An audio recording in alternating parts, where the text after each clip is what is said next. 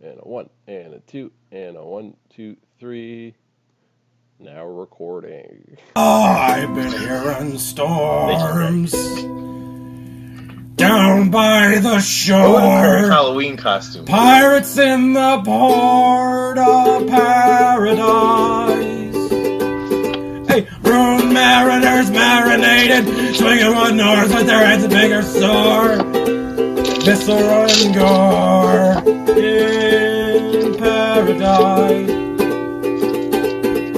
Pirates in the bay, taking what they may. Yarn and gold aboard, what decorates indoors. Taking home decor. Please not a word more. It's the Pirates of Paradise. Ah! Listeners, I think it's healthy. I think it cancels it out. If you shotgun brain octane oil, the bulletproof brand, it definitely cancels out Little Debbie branded cosmic brownies. It surely does. Yeah, I mean, little. Oh, are Cosmic Brownies Little Debbie? Because I was thinking zebra cakes every time you mentioned them, I Well, think.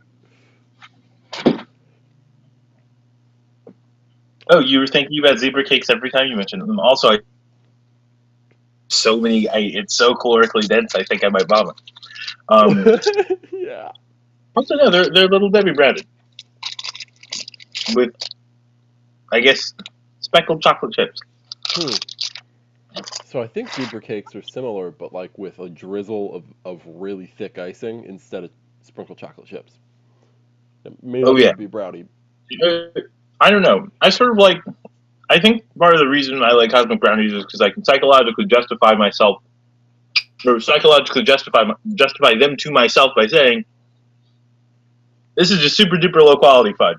You know what I mean? I was about to say So I that. I guess. was like, what? At what point does it become fudge? At what point does it become fudge rather than a pastry, Oh like a no, never mind. confectionery? Never mind. There are too many ingredients. I can't even lie to myself anymore. This is for sure poison. I knew it was poison the entire time, but now I know that my self lie is fully false. Here on the Pirates of Paradise, listeners, we are dropping illusions. It's Yeah, a Tuesday morning. dropping illusions. John, the other day I heard you rode a cherry below the horizon. Tell me what snake bit you while you're down there. Oh my God. While I was in the depths of Davy Jones, I had a vision. I did a vision of night terror. Some might call it captain's paranoia that the eternal crewmate will rise up in his sleep, but it was something far more foul. I was walking in the winter time, an inversion of Mungo Jerry's in the summertime, where he blows on a bottle and goes, and it was a fucking, it was terror. It involved the procurement of what I believe to be a firearm with wads of cash, which I do not carry, uh, and a firearm only if I Oh, were to it get a was tattoo. 1860 as well. Yeah, oh yeah, So, but I have no yeah, plans for that in the near future. fair. But anyway, that is why uh, our port is later than anticipated. This is true. This is true. You can't always reach dock on time. These things happen. I gotta I say, I really appreciate the time in history where you could just show up at a place and that's how people were a thing. You know what I mean? Like you oh yeah, just there's like, no like you're gonna be there, right, or something like and that. you're like, yeah, show up when I show up within a margin of error of 3 months. It's like, hey, I'm gonna send a letter. When he gets to you, that was a month ago. If I don't show up in a year, I'm dead. Something like that. And then you show up, It's not the worst. yeah, much more room for miracles in that, right? Like, I'm dead. No, sorry, I was just slow. My I horse. dude, imagine someone thought you were dead and you showed up with also food. Yeah. Sorry, in a That's year. definitely how potlucks are a thing. Yeah, Like you exactly. send a letter to everyone you know, like I'm starving. Please help me. Bring food. Try and arrive by this time. and you just wait slowly and you don't move to conserve calories. And they show up, and then like you awake from your dehydration coma, right? And they're like, "Hey, John, John," and there's a 7-course meal laid out, and then John you and the eat. host of armies that have come to his aid. It's for sure why like the parental influence is so strong. And be like, oh no, don't leave the home. Stay here, be my baby. Stay here. Stay here. Yeah, I definitely. I don't know. I was thinking about. I spent a fair, I guess, a sort of odd amount of my time thinking about child rearing for a 21 or an almost 21-year-old. I guess. That being said, I mean, I don't know. I don't know. I feel like rough kids would be the best type of kid to have, but also the most difficult sort of kid to raise. Yeah, I you got to I come out the gate would. saying it's all an illusion. It's all a game. I'm not sure if I said this to you off the air or not, but I think that a better classification of children, because I think that people always talk about children like they're dumb humans, right? Yeah. You should think about children more so as very intelligent monkeys. What's the have you asked your mom about like early childhood Quar stories, or has she brought them up at any point? Like, is there a Oh moment yeah. in your childhood that's like shocking to you, where you're like, oh, that's me, No, I mean, well, I or not I don't. shocking, but like I feel like that you have no memory of, but Teresa does. oh yeah. Well, because I don't. I mean, you know this about me. I don't have very much. I don't have very many memories that far back. I think the farthest back I remember in a concrete sort of way is maybe like just before I remember when I was when just before I turned 10, I was like, I'm gonna cut out this toy shit. You know what I mean? I don't need toys anymore. What am I, a little kid? You know, what am I gonna play with these dudes? You know what I'm saying? Yeah, no. So I was making that like toys or Momo decision, or for Momo's decision around 10. I remember being in I remember being in first grade. I remember being first and second grade. I have like flashes of preschool. I can remember like under 5 seconds of those times. Pretty vivid, or that like one of my first like builds pretty vividly. Um, I don't know. I guess.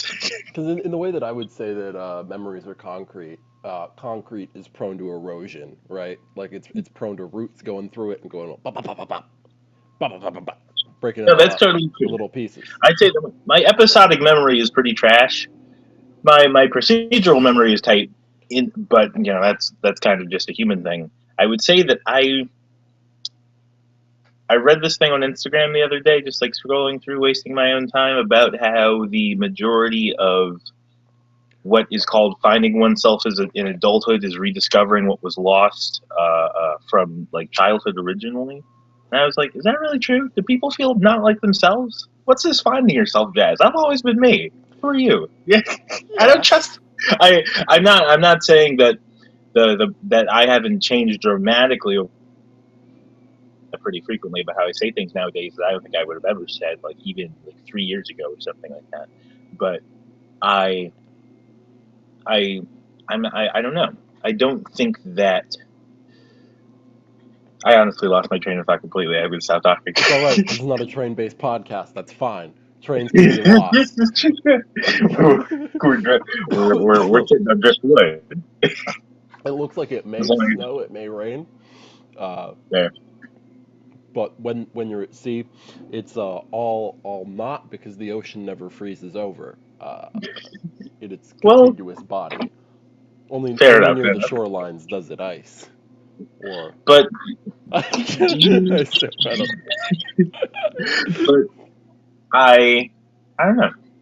Do you think you're going to do anything exciting today? Is this just an average Tuesday for you? This is an average Tuesday. Above average because this is height of productivity for me. I think I'm gonna Fair.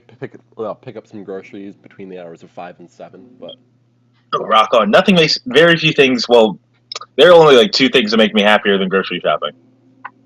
And there's this cute little Italian grocery store that I go to. Ooh, I get some beautiful produce there, John. It makes me so fucking happy. What type of produce do you lean towards? Because I'm always like, oh, no. Vegetables, that's for civilized people. That's for those will spoil, those will rot the first week of voyage. You So label yourself a savage and don't eat vegetables because of it?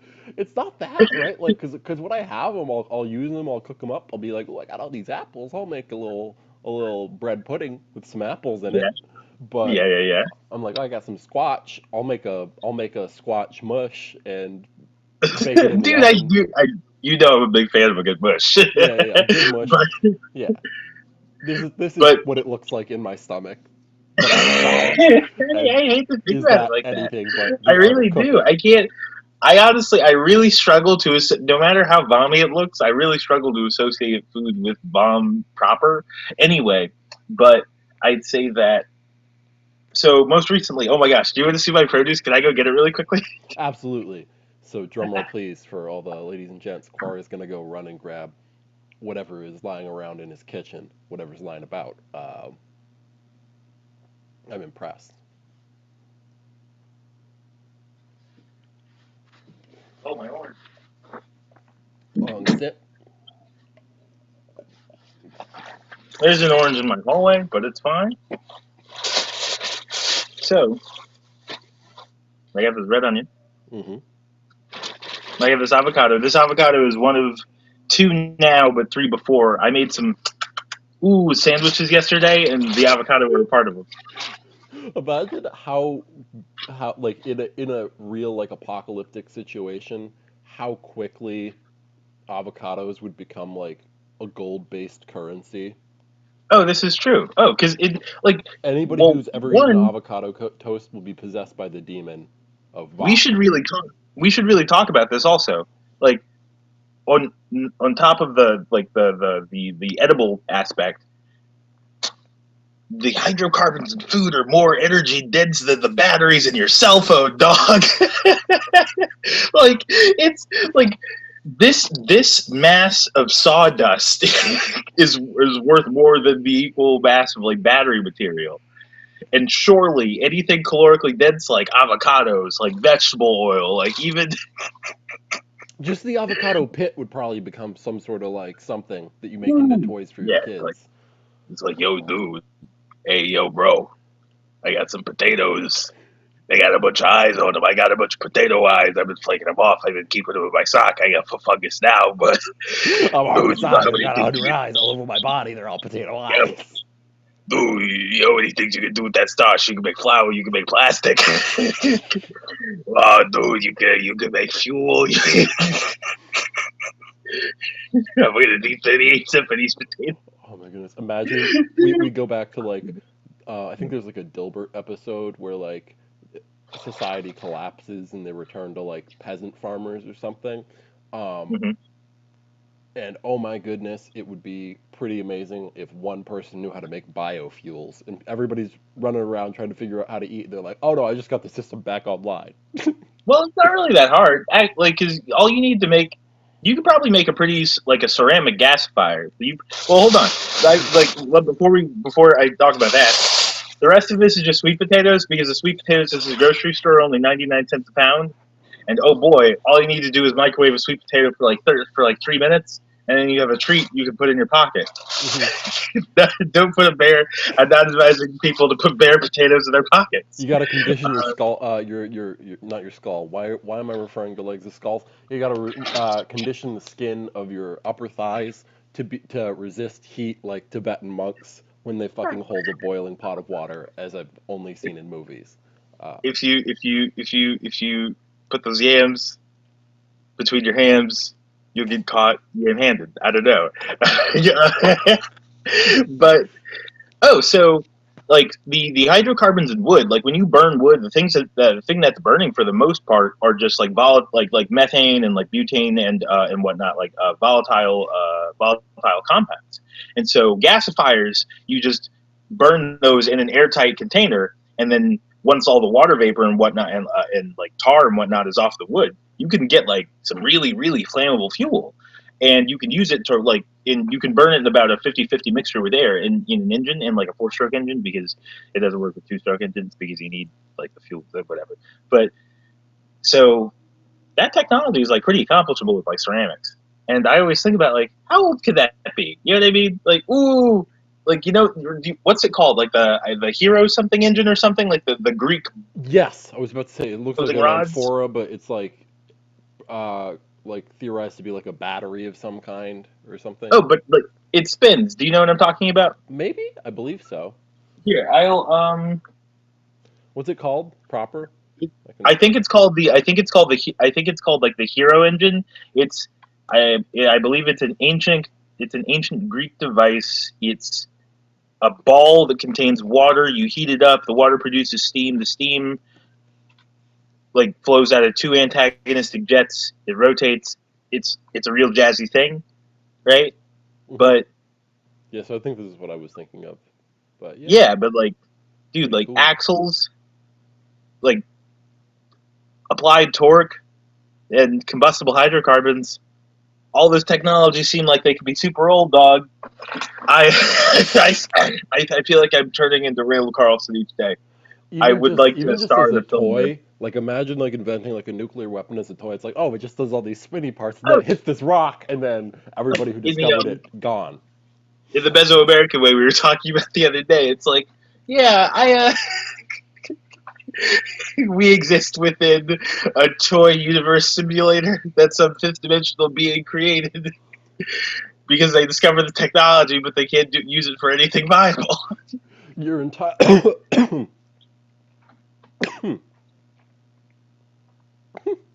your entire life is giving up toys of a different type. Yeah, fair enough. Fair enough. I did a similar I thing with Legos, but they were Legos I vom bombed into, so that was not the move.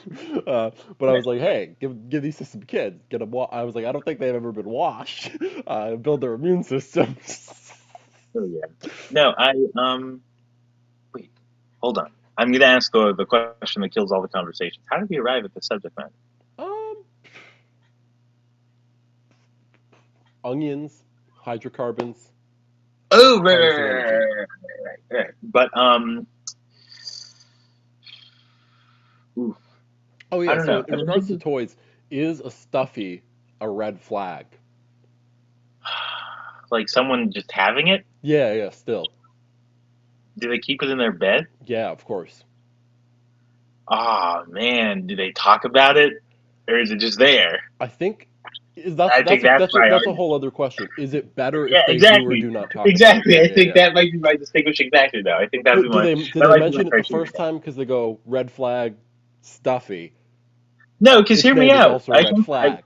I think the stuffy indicates loneliness, surely, and that can be a red flag because they're definitely you can go toxic with any feeling, surely, Hmm.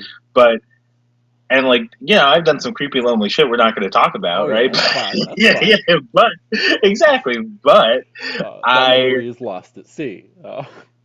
I'm proud of these things. This is why we have to talk about them. You know what I mean?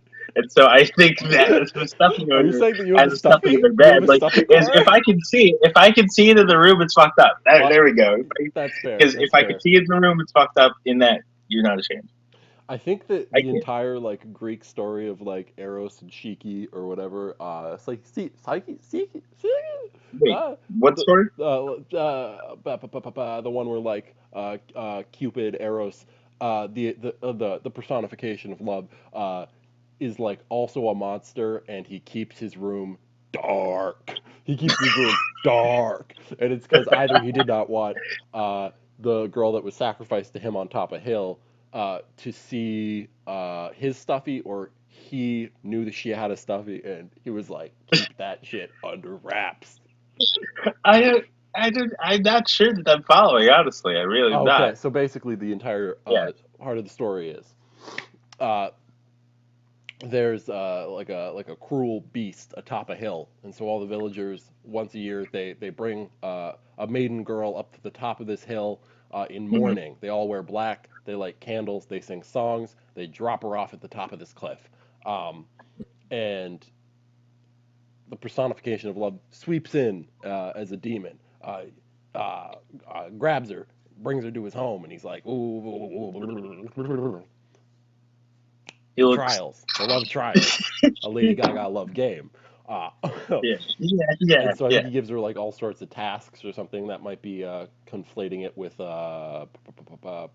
no, I think it's the same one. I think it's the same one. Because Okay. I think he's like the daughter of Hera directly or something. And so like Hera's like, oh, you got to do all these tasks to prove that yeah you're good enough to date my son or whatever. Not date because dating is a very new concept. I think.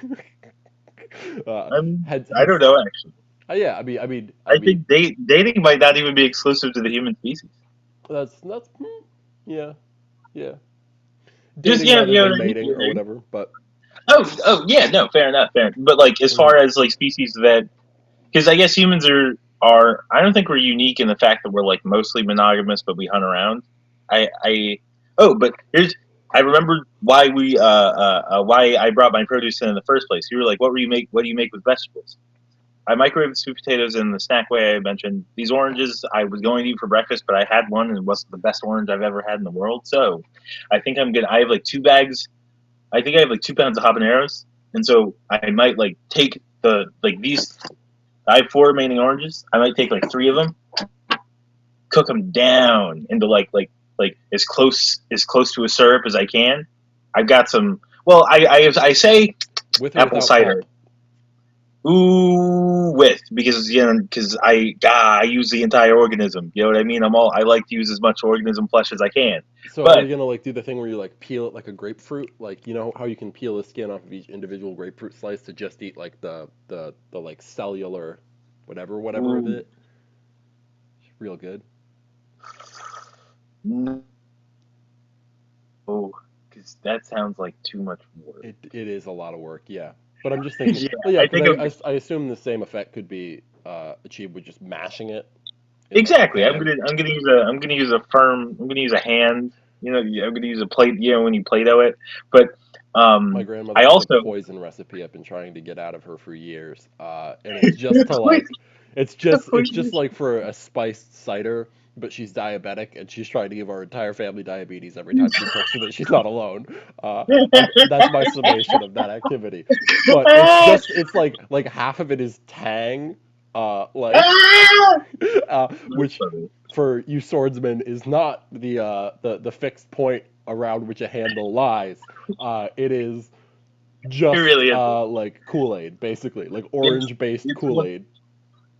It is, and we're being very honest at 9:04 on this Tuesday morning. It is one of the reasons African Americans are more likely to develop heart disease. It's and hear me out. I don't frequent Tang, but Tang's pretty good. It's pretty fucking good. Other things that are pretty good, Lowry seasoning salt. But if you look at the label of Lowry seasoning salt, it also surely contains high fructose corn syrup, but it doesn't really need to because it's seasoning salt. I don't But know if I've been eating that particular kind, but there was a little while where I would just go on my tongue like a cow with seasoning salt. I'd be like popcorn seasoning salt, that's eggs pretty. seasoning salt. I don't know, Pretty deep, John. like some sort of, uh, That's pretty. and I guess for listenership as well, there was a good while where I was like, oh, what is this? Some sort of like lemonade powder? That sounds like I've encountered this object before in the form of an ice lolly, like Ice one of those just syrup popsicles that you pick up in a giant like Oh, the mesh bag. mesh bag like your oranges are in. Um, Exactly. yeah, and I was like, I've encountered this before. You just slit the top, make the edges of your mouth bleed, and give a little for a Oh few my god! hours. And so Wow, I that's. would just sip on lemonade packets Oh yeah. to Oh prevent the man. scurvy, keep it at bay. Oh, you really have to. Oh, but another thing to prevent the scurvy. Once I cook down these oranges and do like a pulpy, like syrupy sort of situation, I would like to also incorporate into that syrupy situation. I got some local apple cider that was made in Apollo, PA. I don't know where that is. Listeners, maybe tell me. But I I want to add some of that. I want to make like a hot sauce to use on something. I'm really not sure. Probably fish. Northeast of Pittsburgh in a former coal mining region. How far away is it from Pittsburgh roughly? 35 miles. Oh, Like okay, it's that's not bad. I bet yeah. I could get there. I Well, wish actually, I no, that's can. pretty I far. would like to be able to standardize all measurements in knots, but I think that that's like Well, dude, hold on. Make an argument for knots as a unit, real quick. is it's supposed to be like a time dilation of miles, but for the ocean because you move back and forth. I think right. So it's like speed one, I think, and So just speed that accounts for and then tidal forces, adding speed and subtracting the speed to speed. nautical miles rather than speed to miles. I think. Because Okay. I think nautical mile is like the difference between like fluid ounces and ounces Oh, for like measuring. one's a like in the way that one is a volume and one is a mass. One is like a speed, and the other is, I guess, uh, a a modified distance, a distance modifier for the periodic adding and subtracting of distance to by tidal forces to the movement of your vessel. Something We are more or going less. deep on this podcast. This is This is I more knowledge than most people get by 9 a.m. I'm so serious. If you're not listening to this, what are you doing? Yeah, I think we can make this strong argument. We've got video now. We're talking like, okay. Anyway, I'm gonna hop off our job, but The sleepy soldiers have awakened. Fear, fear, fear. I I have been thinking. I've been thinking a lot about power sources recently. Do you mind if I because I was trying to think about something. I could talk about that like like HHO generator thing we Go talked for about it. the other day. Go for it, Yeah. please. So I'll put a link in the. I'm definitely going to advertise this episode on my Instagram. I'll put a link in that post to this cat's channel. Uh, it's called Alex Lab. He's a Russian dude, and he's like a hydrogen energy developer, and he's made this like wearable Iron Man esque torch powered by an HHO generator, which is just powered by the electrolysis of hydrogen and oxygen. Of water to make hydrogen and oxygen, but he was like, "Yo, I could probably use this as like an electrochemical compressor to power artificial muscles," and I think that's super duper interesting from a matter scarcity perspective for the purposes of space travel. Oh, and space travel is something that I think about a lot, not because I'm all that interested in leaving the planet Earth, just because there's a lot of money in technologies related to leaving the planet Earth. And if you can make your idea practical for space travel or a military app, there's probably a paycheck there. So that's okay. So like, let's say for various reasons, there's use for like an exoskeleton slash extra like vehicular like suit just for whatever. You know what I mean? Like, let's say that becomes a practical thing. You know, like because I guess even if you are in space, you still need to generate high torques, right? Like, To turn the ship. yeah, Yes? no. Like, so let's say I'm working on the outside of a ship, right? And I need to like lift a panel, right? Let's say I'm wearing like I'm in microgravity, so I'm not exactly encumbered, but I have the limiting factor of the suit, and that panel might weigh like 100 kilograms. You know what I mean? Hmm. Like that's a lot to lift while like your entire body weight while you're encumbered, and maybe you're not experiencing it when you remove the panel from the ship in microgravity, but like if you have to turn it like this, you see what I'm saying? You're still Yeah. going to experience. You still have to generate that torque with your obliques. You don't want to just fling yourself into the void. Exactly. Surely. That yeah. If you're not flinging yourself into the void, you have to generate that bodily force. Surely, right? So anyway, an HHO generator is tight from the for the reason that you could like recycle your own urine because your urine is mostly water, right? And you could definitely split that water into high quantities of usable fuel. And in space, it's like energy isn't all that scarce because you have unfiltered solar radiation or unatmospherically filtered solar radiation. It's matter that's scarce because there's nothing, right? Is But You may know more about this. Are there regions of space where there's just like where it's essentially dead energetically, where there's just like no solar radiation that reaches in a it, sustainable quantity, or is it's that just a matter of significant. yeah?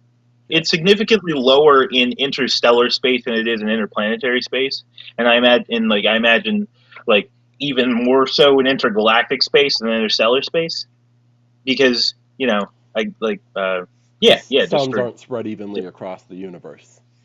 yeah, well, like yeah, Is exactly, I think. or at least there's like there's enough space in between them for like EM radiation to dissipate significantly, I guess. Mm-hmm. Yeah, but I I don't know. I think that I've never. I thought that his power source was really cool. Like his electrochemical compressor was really cool. Because I've experimented with like quite a number of compressors.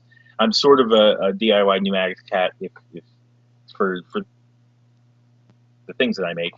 And a while ago, I sort of made like I tried to make a monopropellant decomposition reactor, which is another type of chemical fuel source for powering pneumatic actuators, but you're relying on the decomposition of a compound into another compound. So in this particular case, it was the decomposition of hydrogen peroxide into water and oxygen.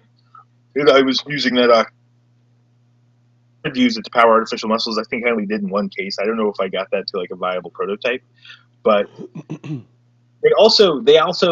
they use hydrogen peroxide to power like some jetpacks that exist, if I'm not mistaken. All that being said, the thing that I'm working on now, which I'll if I'm doing a lot of show and tell, I'm going to do more showing and telling. That's fine. That's fine.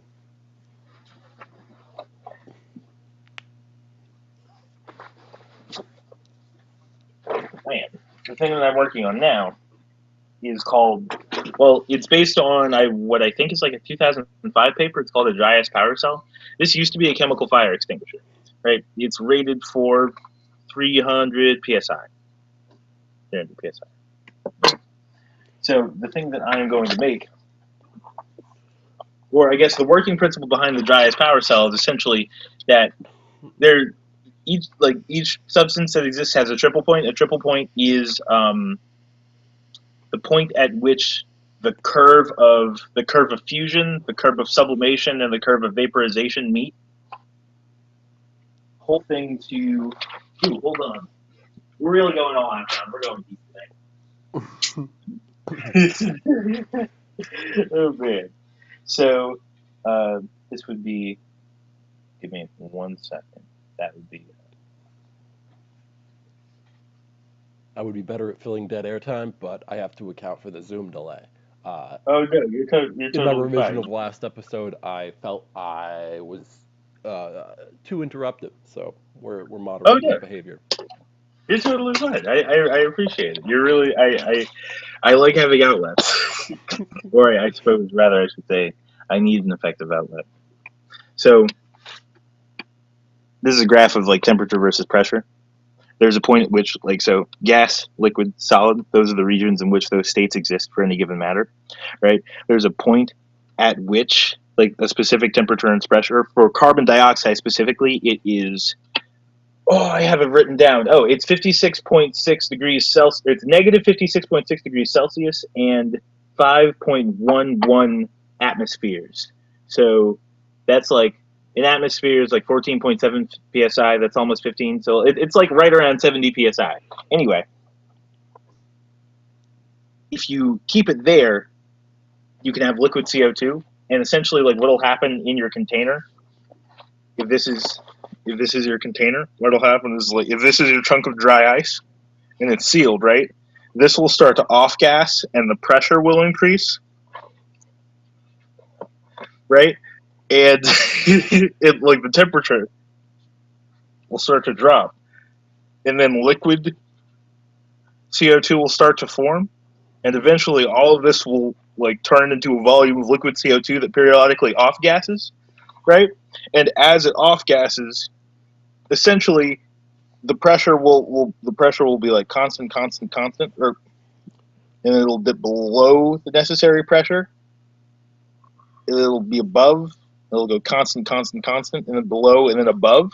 As in, like this action would be mediated by a sensor because once this hypothetical container is full of liquid CO2, this it would like continually off gas. You could have like a valve that's like, okay, it's above X pressure, and it would continually release CO2, and with below, the valve would close, right? And then like the opening and closing of that output pressure would look like this line roughly. So is that That essentially how hearts work to some degree? uh, I'm just seeing the da da da da da, and I know that it's well, involved with I like guess heart it pressure, would be. like blood pressure.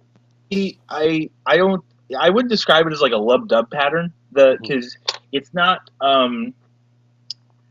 here's what it would be like. It would be more like if you had, like, let's say you have like a faucet pouring into a cup that has a hole halfway up the height of the cup, and so periodically your cup will like fill up, and it might go like right above that point, like the meniscus might go right above that point, but then it'll drain, it'll go down to a certain extent until it fills up again.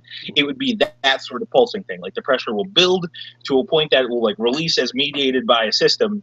This is how the cats in Japan made theirs. I just wasn't sure if there was any sort of off-gassing of blood or some shit as it oxygenates, because that's my uninformed take.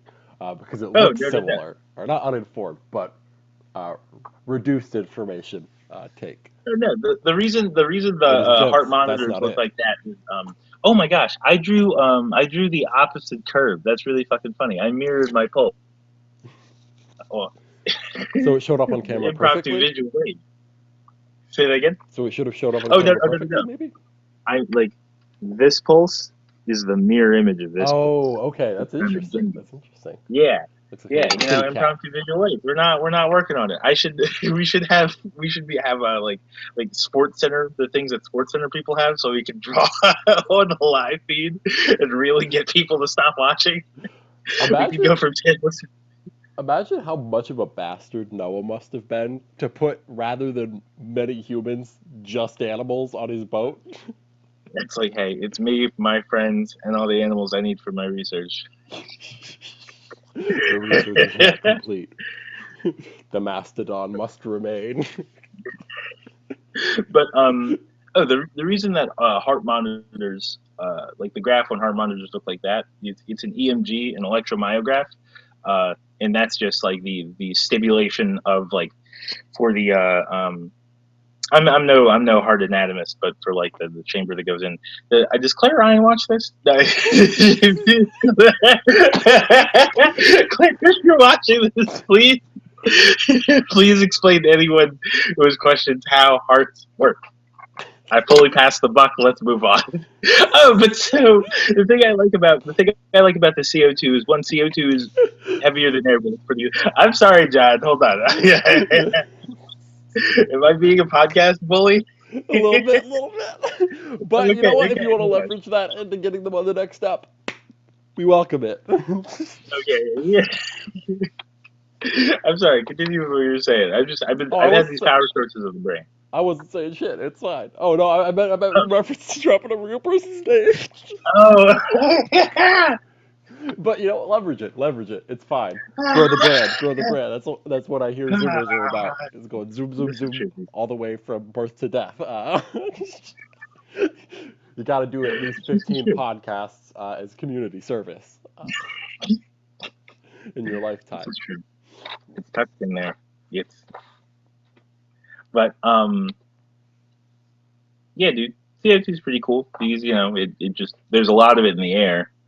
Well, not by percent, not all that much, but there's still like a lot, like considering from a mass perspective relative to the quantities that you need to be useful. There's a lot of it in the air, and I guess you could make it readily from the air. Here's my thought process, right? Mm-hmm. The thing that's cool about that HHO generator, that HHO cat generator, is that it's good for matter scarce environments, and also you can produce the fuel from yourself, right? Hypothetically, because you sweat water, you urinate water, etc., right? But one, hydrogen is super duper flammable. I don't know what pressures he can achieve. I wasn't paying attention that hard. I started thinking my own thoughts halfway through his thing. That's how it goes. But so I don't know what pressures he can generate, but mechanical, simple machines exist, so let's assume it's useful, right? And also he has that torch application, which is really practically useful. And so let's say he can do all that and create a system that is capable of doing all this off of a single fuel that runs on electricity. Electricity is pretty easy to produce. Well, one, from a chemical fuel for later storage. Well, it's easier. It would be easier to store chemical fuel and then to use that retroactively to produce electricity, just because chemical fuel is a better storage medium than batteries are. But you still need electricity to begin with, and electricity is kind of hard to produce from scratch. Batteries are easy, and like once you have batteries are easy, and once you have the materials, like generators slash dynamos are easy. But I I don't know. Something rubs me wrong about like not being able to like if you're in a cave and all you have is your I don't I know. appreciate your But presentation skills because the last time I gave a presentation of this length, it was about how to make a peanut butter jelly sandwich, and I forgot a knife, and I instead used a pencil to scrape the peanut butter out of the jar and spread it across the sandwich slices. So this is pretty in entertainment value, about the same, but in terms of informational content, far more energy dense than peanut butter. I appreciate it. But so Oh, the advantage what I of was gonna say oh, say, is, yeah, so please. in regards to like in Wally, where Wally just around in space with like a little fire Oh, extinguisher. exactly. Um, Yeah. so like obviously I understand the value of having a system that like does that for you, like in regards to like pushing plates or whatever if you're doing Yeah. repairs on a spaceship. Yeah. Um, because like if you're losing all of that material, that's not sustainable in space in the long term, assuming this is a 1,000-year voyage to a new planet or something. Um, Hmm. Oh, also, if you're traveling at light speed.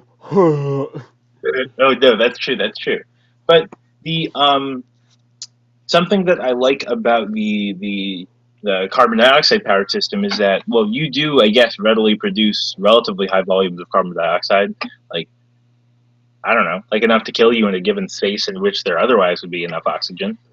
I It's hard. It's really hard to freeze gases though. Carbon dioxide exists in relatively low quantities in air.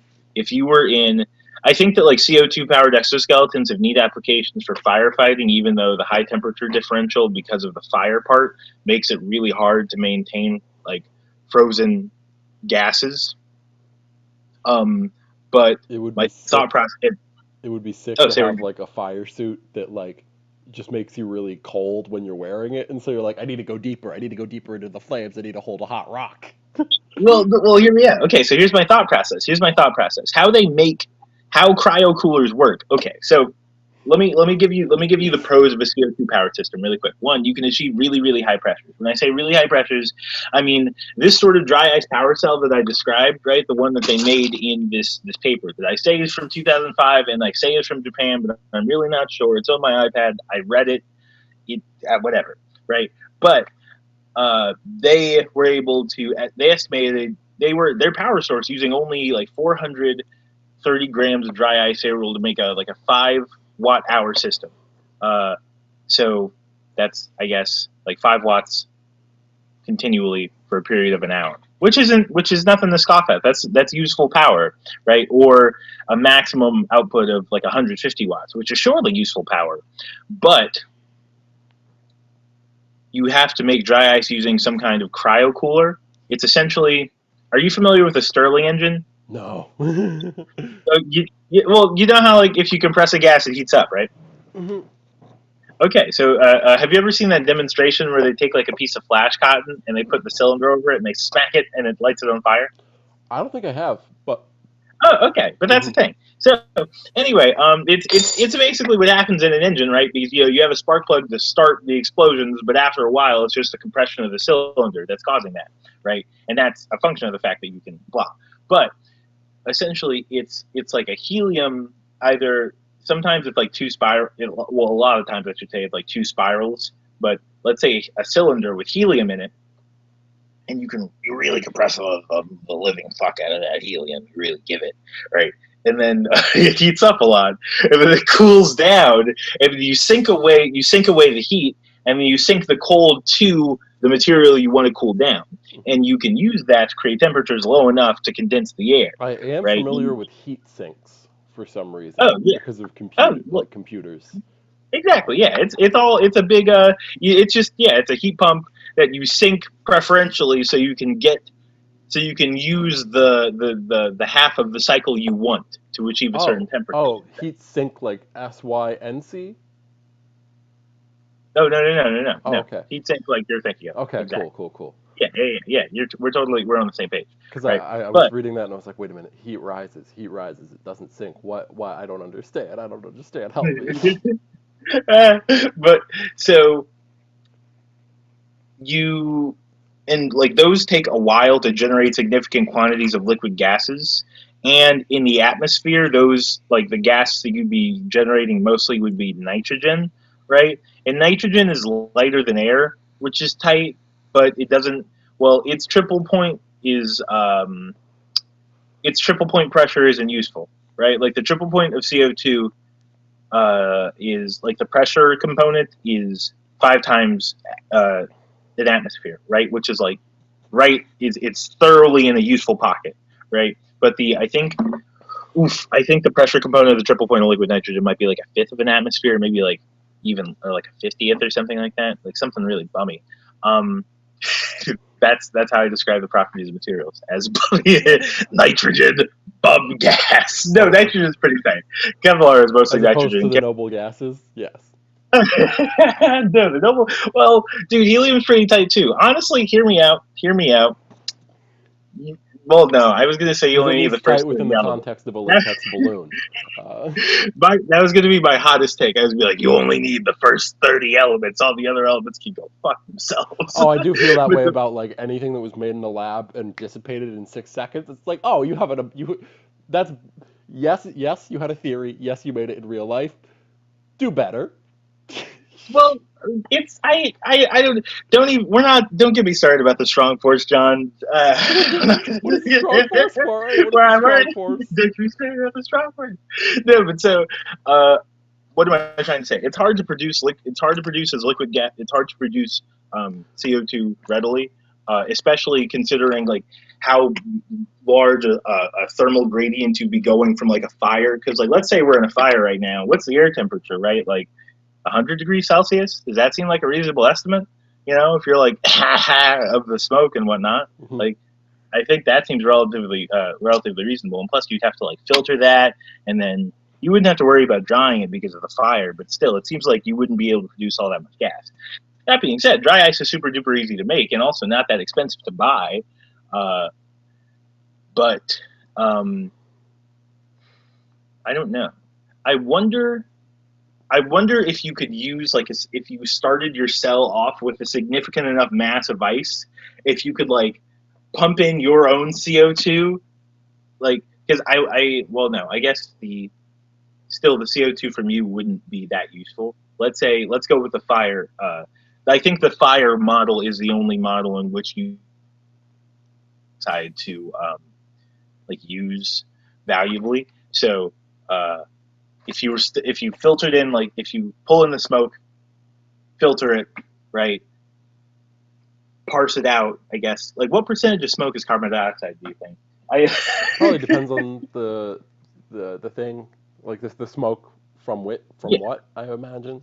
Oh, from like but like let's say like a forest fire. Forest Let's fire. say you're a firefighter wearing the experimental Quar Solutions dry ice powered exoskeleton. It's fucked up. You're worried about Hmm. it. You're only doing this because there's a fire and you're terrified, etc. I'm thinking, let's say the air is like I don't know. Let's say in like a really big doink fire, the air is like 10% carbon dioxide. Then I think you could filter a significant amount from the air. Maybe you could compress it, like, and a serious compressor like isn't. You can make a series compressor relatively small. There are some compressors that get really small. Then, if you were to feed that into your system when the pressure got too low, I wonder if you could use that to like, you know what I mean? You know what I mean? Like how it's like if you have a chunk of ice cold enough, if you like spittle water on it, won't the water freeze to a certain extent? So if you modulate the rate of spittling and the temperature of the ice chunk properly, can't you just make a progressively bigger chunk? You know, like that seems like logic to me. And then you could use ambient carbon dioxide. Yeah, I think. Oh yeah, because that's like basically what happens in your freezer, right? Like when you have like a big amount of like ice buildup, right? I Oh think. yeah, right, Oh my gosh, why did I just say the word deposition? That's the word for what I'm talking about. When the surface is cold enough for some gaseous state to the solid state, the term for that, listeners, is deposition. Oh my gosh. But yeah, I think yeah. So there are more efficient systems than fire extinguishers for freely moving in space. Is the summation? I think. Honestly, not really. Not really. Something that one of the advantages of the carbon dioxide system is that you can, I guess, over Cat's HHO generator is that carbon dioxide is not flammable. It's like relatively inert, which is tight for not blowing yourself up. Hmm. It is heavier than air, which is a con, as opposed to hydrogen, which is lighter than air. Which one of the things which is really tight about using gases that are lighter than air is that you reduce the net cost of your system if you're on a planet. But we're talking about space travel again, and once you have stuff in space, it doesn't really matter.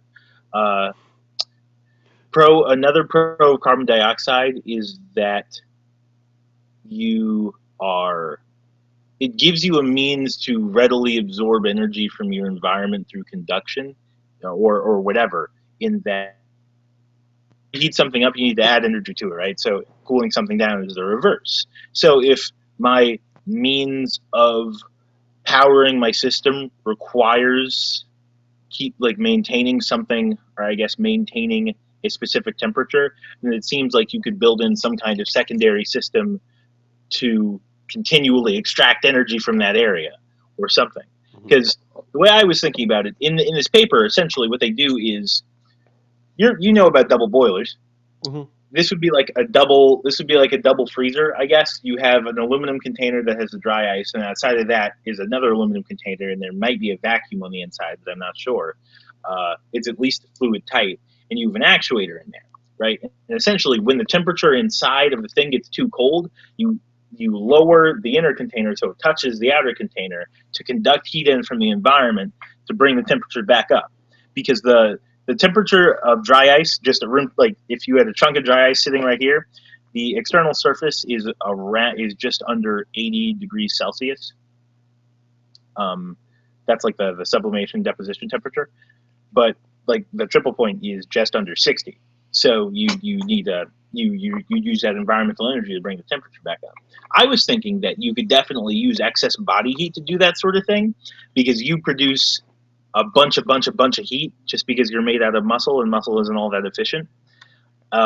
And I think that it'd be super easy to make a compound cooling system and what am I trying to say? Heat extraction system to maintain the triple point of more dry ice.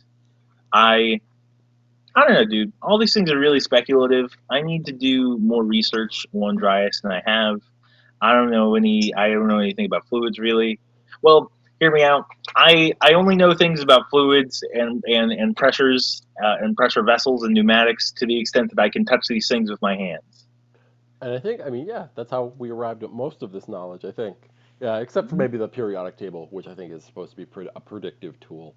Uh, Well, it was yeah, after Mendeleev got to it. yeah. Baller, baller guy. That's pretty. That's pretty fucking cool, right? To be like, oh, what this list that you were doing? You know, like you could fill in all the gaps that you. Yeah, it's like, hey, hold on, hey, give me. It's like, wait, hold, well, because he changed the structure too. He was like, hey, what's that? What's that seemingly connected information? Let me connect it better and use it to predict it. Yeah, he just like organized his like workspace really nicely. I like that. I Yeah, appreciate the shit yeah. out of It's that. like, if you have a nice enough office, you can't help but do good work. Maybe. Yeah, perhaps. Yeah, he was just like, hey, Yeah. no, guys, like, hey, wait, what the fuck are we doing here with this? What do we? Do it better, do it better. This. Man, I know the scientist was French, but I don't know the element and I don't know the year. But it's some cat was just like, I discovered this element. Mendeleev was like, yeah, I knew. I mean, we've known. Have you seen my table? Have you seen it? It's realer Also, than real. so fortunate that there weren't other people who were like, oh no, I can predict that, I can predict it, and then they weren't able to and lost the ability. Like there wasn't like a cultural narrative like, oh you can't, it's impossible to have a predictive learning tool or something. I don't know. Uh, Interesting. Well, I don't know how groundbreaking the periodic table was in terms of, I guess, like predictive models oh on the sure, sure. whole, which is I don't know how groundbreaking it was actually a either. pretty good question. I wonder what the first. Well, oh, I guess I was gonna say. I guess like the Aztec calendar was probably, or no, I mean, well, or the Mayan calendar was the calendar, the famous calendar, I think it's Aztec or Mayan. Mayan, yeah. Yeah, but the I guess the Mayan calendar would be the oldest, like significant predictive. Maybe I don't know. Maybe the period. Yeah, I've maybe the heard Neil pyramid. deGrasse Tyson give a really good, yeah, what I imagine is a pretty decent summation of like the Julian or the Gregorian calendar. I think is what we have as our standard now, Hmm. which is like a modification of the Julian calendar. Oh boy, if they had had a Neil deGrasse Tyson in Maya times, that would have been pretty badass. Like somebody who's just like, oh no no no no, we can do this better. We can do this better. We can make people shriek in terror. We can make people shriek in terror. Blow a death whistle to the sound of this calendar. I honestly, this is And it's also this is upsetting to something. me that Neil deGrasse Tyson has not posed for any calendar shoots. Oh no, like, well, also yeah, fair enough. I think that I don't know. I think that we should make a calendar. We should have him be on our calendar. Do you think that he would go for it? Do you think that he would? I Do think we that he have a would. Twitter? We don't. We don't have a Twitter, no. Let's tweet at him. No followers, no tweets. The first tweet. First tweet, hey, come on our podcast. You did one of them. You've indebted yourself to the idea of podcasting now. You must come on our Exactly, podcast. exactly. Tell us why fire extinguishers are not the best method for zip zopping around in space like Wally. Exactly, exactly. Let's talk about that episode of Iron Man Armored Adventures where the guy was in space for years. Tell me about his trauma.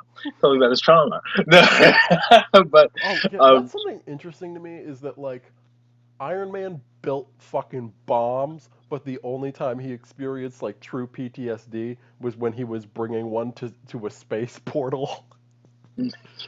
Like that seems like almost so absurd that I would think it would be encoded in like your brain would be like, oh, dream protective state or something, where you're oh like, yeah, like that'd be something so.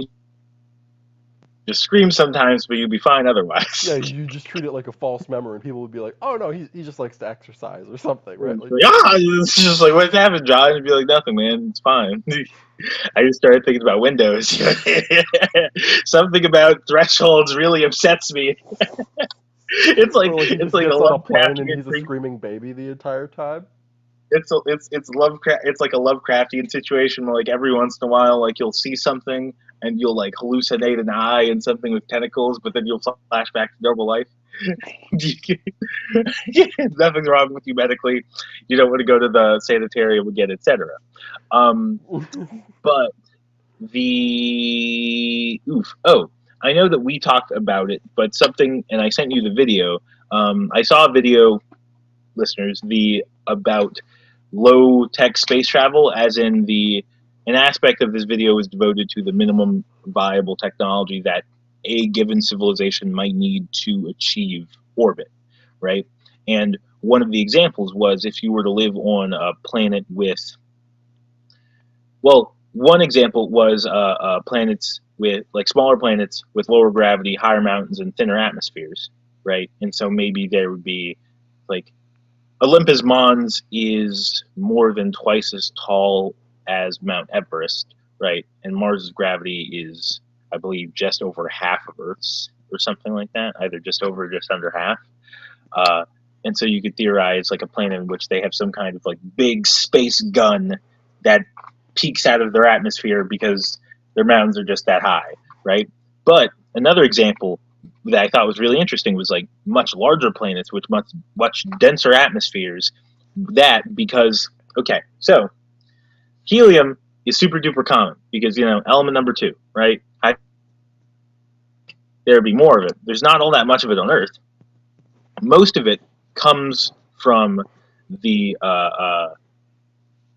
alpha particles are essentially just helium nuclei, I guess, and so the steady decay of uranium within the Earth creates pockets of helium that we can tap, and that's how we get ours. So on a bigger planet, a bigger rocky planet that had a higher amount of uranium by concentration, I guess you would have more helium, and so maybe more helium bound up in your atmosphere too, and you can keep it more effectively because your planet's heavier, right? So, oof, if you like balloons are real simple technology, you know, and really, if you can capture nitrogen from the air, right, in high enough quantities, like a balloon full of nitrogen will float in our atmosphere just because oxygen is significantly heavy to change the density of air.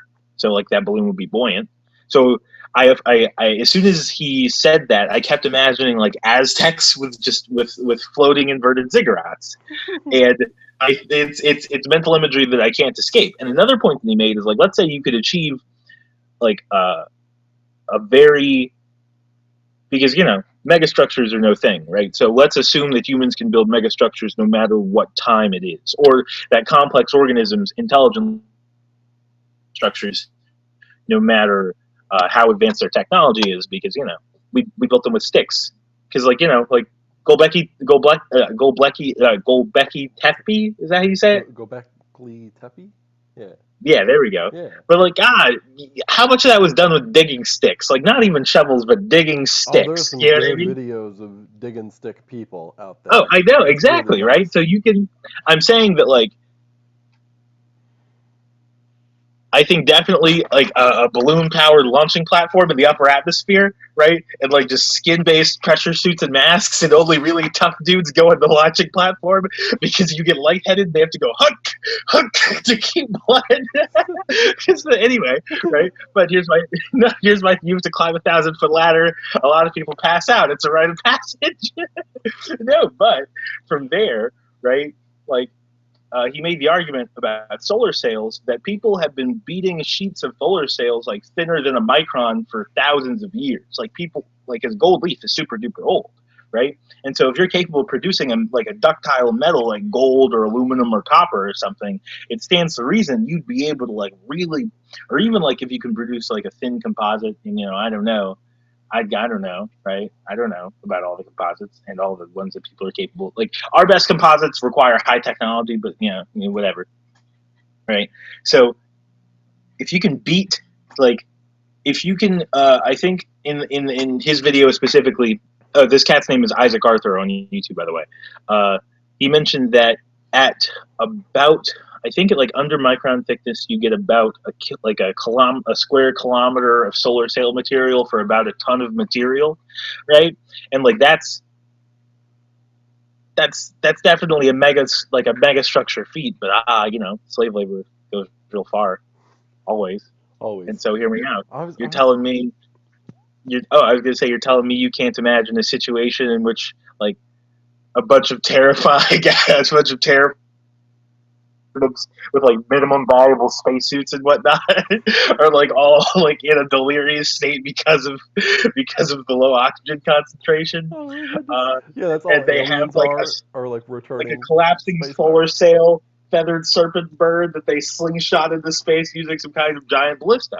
That seems like I was thinking about like what purpose a ziggurat serves, and it's because I feel like there may have been a while where it's like, oh, you'll die, right? Like, so you should do all things with respect to that fact. And people were like, no, birds, but not me. And people were like, okay.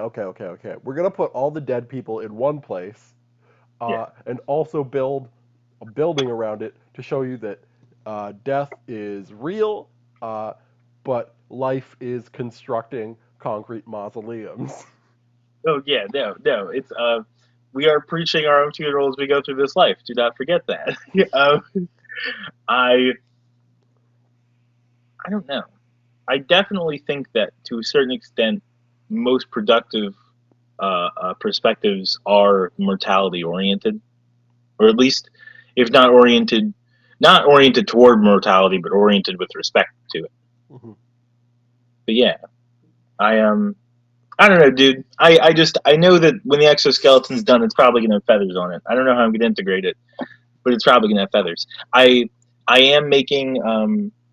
I know that you know about my toe shoes. I recently, when I say recently, I mean about 2 months ago, became a toe shoe cat. Listeners, I plan to make new toe shoes. I have purchased a fleece, which I intend to use to make the wool for these new shoes. The problems I have with my current toe shoes: one, I don't like the way that they. I don't like the way that they adhere to the foot. I don't like the way you tighten them. It's a drawstring. It's fucked. Mm. Two, they're not waterproof. Three, I need some kind of like insole because I need more arch support. I feel like Four, that oh, may sorry, be again. going against kind of what the point of a toe shoe is, but Or well, I think that there is a way to maintain the sole flexibility while adding a little more padding in areas. yeah, that's fair. Um, oh yeah, and the fourth thing is I want to be able to mount sensors to them without it looking doofy. So yeah, It might so just I'm look like hoping. Balenciaga. I think honestly, I think I can. I mean, oh geez, You know, like they're those not going to be. puffy ass like I think they're like I want to say they're like like a Korean shoe, like Y3 or something.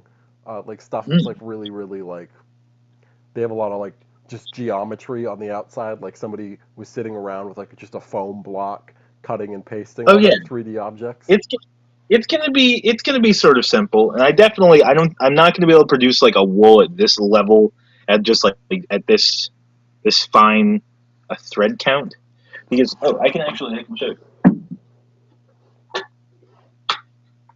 So this isn't the fleece that I have. That was spray paint. Oh, This it, isn't it the is fleece it, that it is a good because I thought when you were saying fleece, you were talking about like the jacket. So, I. but Oh you no no mean no. fleece material? So Yes. yeah, let's see what I can do with this light. There we go. So this is like the thread I'm working with right now.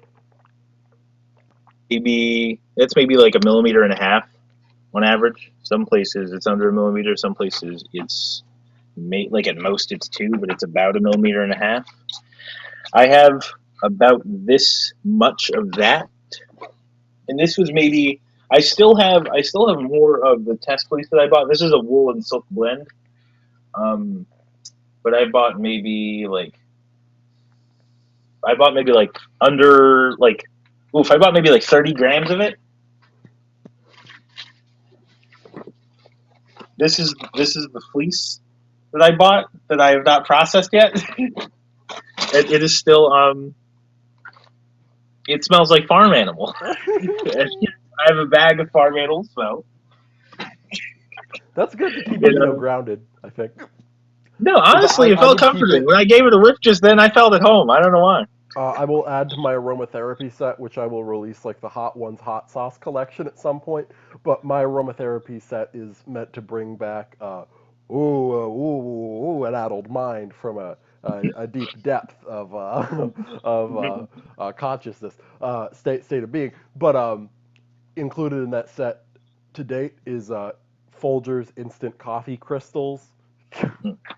Because Oh, they yeah, rip souls back from the great beyond I've found, and I imagine as would a whiff of uh, a mutinous fiber. oh no, oh yeah. Just a good like Just I I would love to. I think I want to add. I would like to add sheep to the animals that I would like to learn how to raise because chickens, because eggs, and well, I guess and feathers. Feathers are useful, but um, for sure the ability to shear sheep and eat them occasionally because lamb is a delicious meat. No offense to those who disagree with me. You ever eat a lamb? Try it. Cut one up. Oh, it's Stab good. it. I see. Here's the thing, Ooh, right? stab Like, it. I dislike the like like the cultural artifact of saying like pork is always bad, but I really do fuck with like oh no, but lamb is sacred because it's a nice meat. It's really It's a nice. good. It really is. Lamb is good. All you just need to stab the animal and start a fire. And That's all you have to do to have a delicious piece of lamb. it's not terribly different from pork in terms of like greasy content. Um, like I think the way you prepare it matters a lot, but I would like say I would say lamb has less oil than pork. mhm. I think it's. It for sure has Let me its own think. I'm like trying to think. I think. it has like a fatty content. I would say that I that's think like there's more difference in, well, distinguishable. obviously. Obviously, there are Oh yeah. differences. Yeah, yeah. Oh no, that's totally true. I was gonna say there's like the obvious gaminess, but I think Hmm. that they're pretty. I Gaminess is think that maybe what I would. there's like a subtle there's a subtle difference in like fibrousness. I think. I guess I don't know. Those animals live different lives from like a muscular perspective, so that makes Hmm. sense. But truly a great. I I have beets, I have potatoes, I have sweet potatoes, I have rutabagas. John, I want to make a stew so bad. I just don't have any lamb, John. I'm really fucked up about it. I You might I consider really going need to to a acquire mosque. some. You might consider going to a mosque, asking if anybody has like a shank of lamb or like a like a my parents have gotten into buying quarters of a cow because they're located similar to or sorry, they're located like approximately closer to farms than they were before. Oh, Uh, fair. and so they really like just buy like huge fucking hunks of meat, like sides of beef. Um, and I'm so trying to. you might If try and I skate that like, hey, anybody raise sheep around here? here's my thought process. Here's my thought process. This beautiful Italian grocery store. I could go there. I might be able to get some lamb. They might know at least the lamb hookup. Exactly, right? Like if you go to a butcher, I wish we had real butchers in State Oh, College. Oh no. I was gonna say it's not in state college, but my mom used to go to this wonderful butcher on the way back. I need to find a place where they kill animals, and it's just because it's the most responsible way to do it. Exactly, a place where they kill animals. Oh, apparently I was listening to a Lex Friedman pod, but he was saying that Mark Zuckerberg apparently kills his own goats, and so he'll like when he has people over, he's like, "Would you like to kill your goat? Would you like to kill your Oh goat?" Or fuck! that's not the way to do it, because like No, it's not. You should have animals that you love, and then also delicious meals. You, nah. and don't say you don't know nothing. Would you like to If you kill your ask like? about it, you're a creep. It's impolite. Yeah. It's like not the way. Like you know what you do is you separate the people who look like goat killers from a crowd of guests, and you're like, would you He's like to like, "Would kill you a like goat? to kill your goat?" And then the Yeah, trap door opens. yeah. You're telling me Mark Zuckerberg doesn't have one trap door? Look me in the eye and tell me Mark Zuckerberg doesn't have one trap door. Oh, he has several. You know, like that Bill Gates As house soon that as I people say break has like a 50K a year, submarine I'll have a escape. trap door. Yeah, exactly. It's Because just it's a lot of infrastructure, but still. yeah. Walter White built his own trap door in his water closet. Water closet in the U.S. sense of the term, which means a place where you store all of your water processing equipment, such as water softeners. Ooh. Water, water tighteners, water, water benders. Uh, Yeah. Yeah, some might call them pipes. yeah. But uh, uh, uh, uh, We approached um, the hour 12 mark, so ooh, I we must should. say, yeah. Oh, yeah. Oh, yes. Please continue. Please continue. I'm sorry. Oh, no. That's Oh, all I have to heard. say. I was just gonna say I am probably gonna run to that grocery store. Actually, I don't know. I'm either gonna do that or go to the shop. I'm gonna Google butchers because I know that I can get to and from the shop before I have to do this meeting, and then I can glue up that joint I was talking about, so I can get this pressure vessel up and working, so I can begin experimenting. Um, but I don't know. I think it's been a really good app. We really went deep on this one. It's Tuesday. The God, We went we're deep. Gilgamesh. The sun's not on our side. We're still the king of the city, etc., etc. We went deep. We found out that the shape of our boat is not a U-boat, is not a pirate ship, but it is an inverted ziggurat, the anchor rope of which we're climbing. Thank you, pirates, for joining us on this seafaring, sondering episode. Uh, I've been John.